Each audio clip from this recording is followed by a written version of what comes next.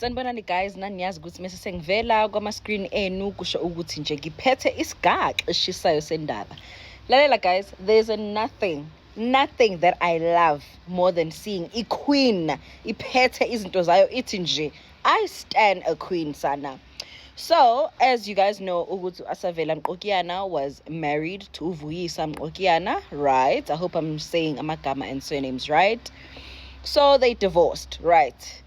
Yebo ke sana uGuy angithi vele ubekade emchithelile uAsavela no Buhle Samuels. Angithi ay ke sana after i-divorce uGirl nje wathi nje okay it's fine mina ke leyo Porsche leyo oyithengele uBuhle Samuels ayize ngicela iPorsche.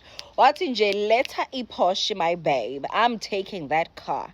So ama-rumors athi babuyelene. I don't know if that's true. Allegedly kuthiwa nje babuyelene, but asazi. Into esiyaziyo ukuthi iPorsche lebi kade igiftwe untombazana uBuhle Samuels has now been taken back by uAsavela. Wathi nje uthatha indoda yami ufuna ukuthatha neyimoto? No babes, bring my car, I will drive that Porsche. And guess what, she is driving that Porsche. She fetched the Porsche and she's driving the Porsche.